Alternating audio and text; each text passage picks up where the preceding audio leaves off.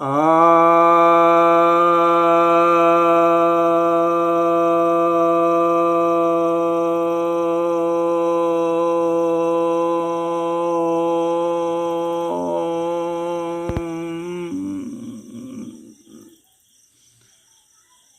सभी भक्तजनों को सप्रेम नमन।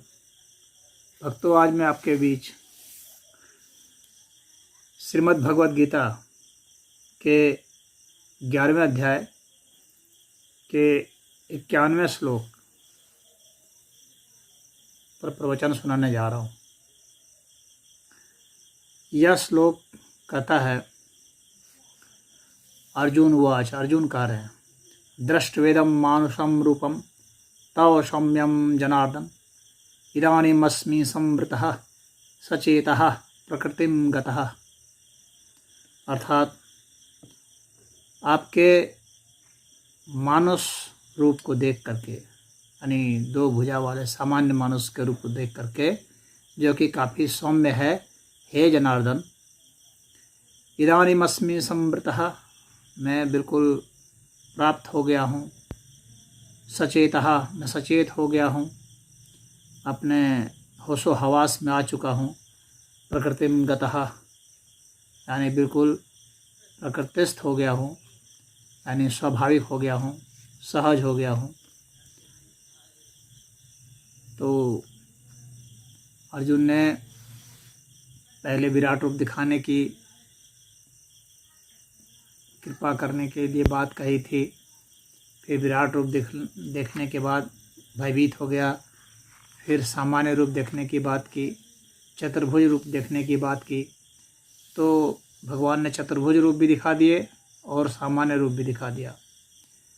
तो अब वह कह रहा है कि अब मैं सामान्य स्थिति में आ चुका हूँ, पहले मैं व्यथित हो गया था। तो यहाँ पर कुछ बातें समझने योग्य वह है कि भगवान का जो अवतार रूप था, मानुष रूप 2 भुज वाला,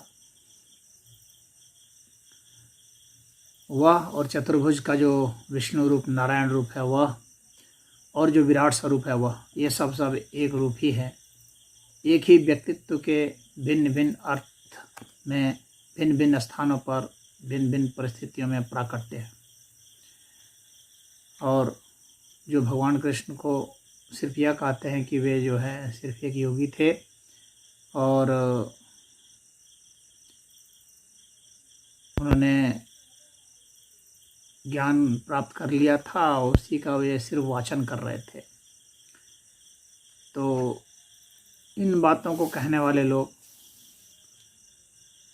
यह नहीं दिखा सकते, बता सकते, सिद्ध कर सकते कि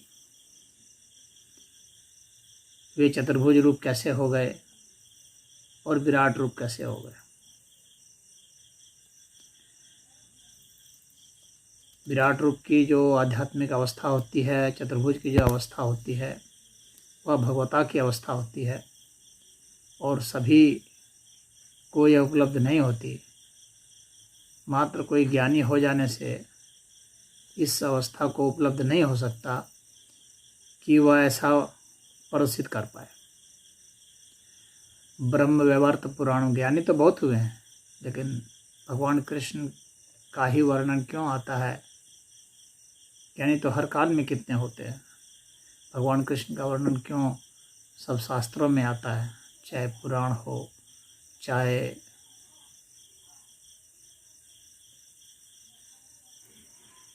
गीता हो, चाहे अन्य कोई ब्रह्म संहिता हो। तो इसके पीछे कारण यही है कि वे सामान्य ज्ञानी नहीं थे, वे मात्र ज्ञानी नहीं थे, बल्कि ज्ञानी को वे ही ज्ञान प्रदान करने वाले हैं। ज्ञानियों का ज्ञान भी वही है। तो मैं कह रहा था कि ब्रह्म वैवर्त पुराण में भी भगवान का जिक्र आया है कि वे आधे अंग से द्विभुज कृष्ण हैं, और आधे अंग से चतुर्भुज है।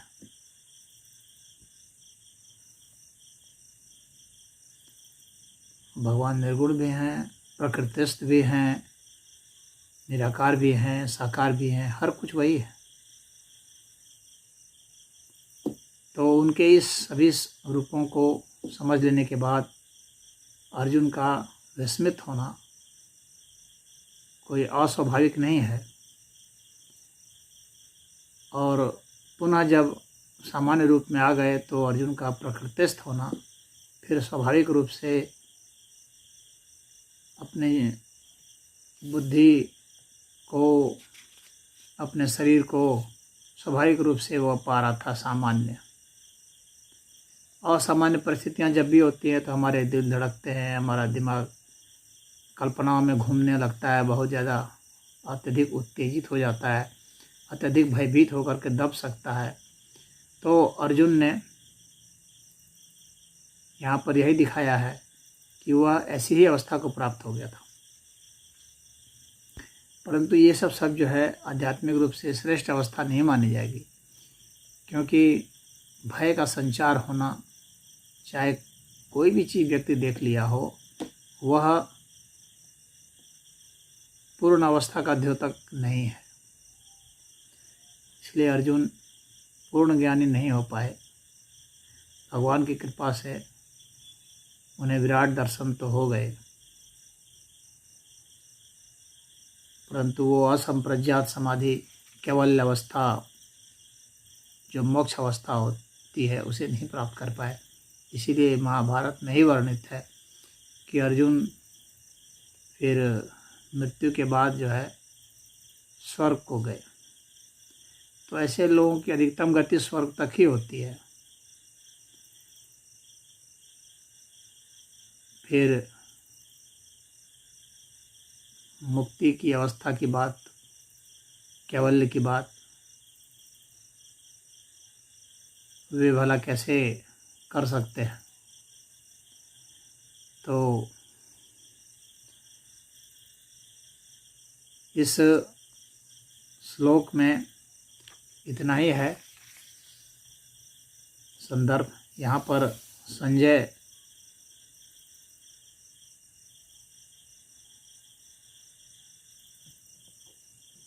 कह रहे हैं, ये संजय का वाच है। संजय धृतराष्ट्र को समझा रहे हैं कि ऐसे ऐसे अर्जुन जो है अब स्वाभाविक स्थिति में आ गया है और भगवान के मानस रूप को देख लिया है। इतना कुछ होने के बावजूद भी क्या धृतराष्ट्र भगवान से मिलने नहीं जा सकते थे, या बाद में भी जब मिले तो क्या भक्ति भावना से नहीं मिल सकते थे? लेकिन नहीं मिले, क्योंकि यह सिर्फ संजय के द्वारा वाचन था। धृतराष्ट्र के हृदय में भगवान के प्रति कभी प्रेम जागृत नहीं हो पाया। और अंतिम समय में तो वे तप करने के लिए खैर निकले, लेकिन उनका तप आधा अधूरा ही रह गया। वन में आग लग गई, जल करके वे मर गए।